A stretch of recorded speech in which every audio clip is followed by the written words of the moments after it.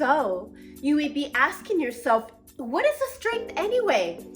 I'm glad you asked. Strengths are what we're really good at and what we practice. For example, I love art and I do art all the time, and the more that I do it, the better I get at it. So sometimes people call this a talent, but in reality, anyone can do this. It's just practice. So there are many ways to look at this strength. I could say that I'm creative and that I'm good at problem solving, because those are all part of doing art. So you see, it could be something that you practice or something that you've always done. For example, I have a friend, her name is Maria, and she's always so kind. I also have a friend named Amy, and she is such a great organizer.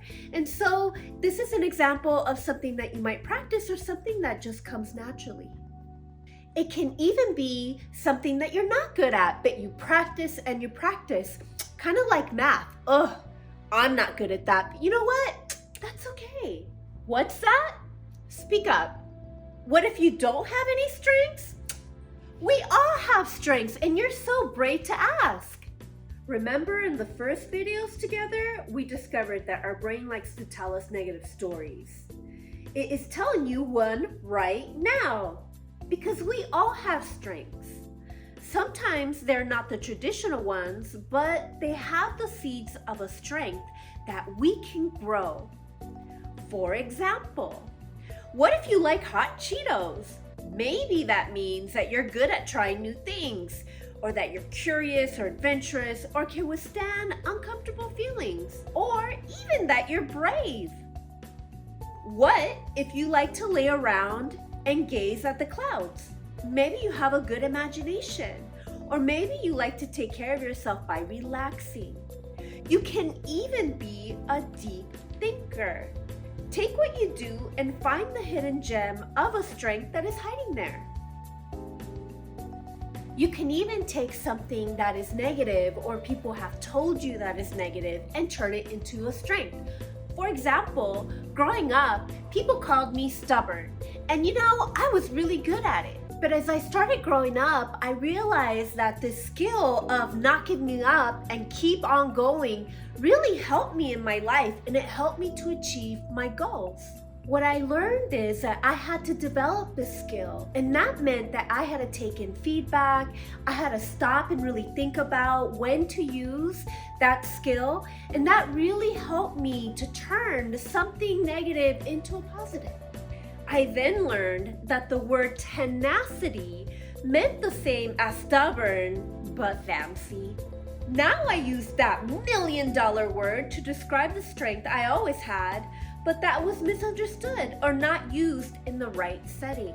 Now what are your strengths? Okay, was that still hard?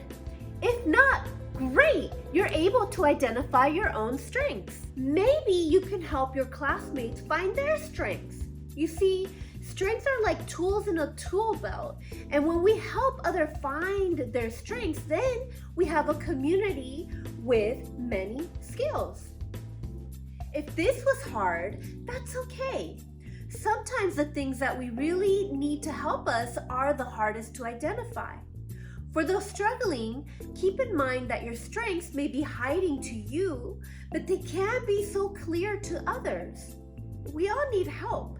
It's part of the process of growth. What can we gift each other by uncovering someone else's strength? Okay, but before we do this, we have to practice taking in the strengths that other people see in us. So this is a practice of active listening again. First, we must stand back.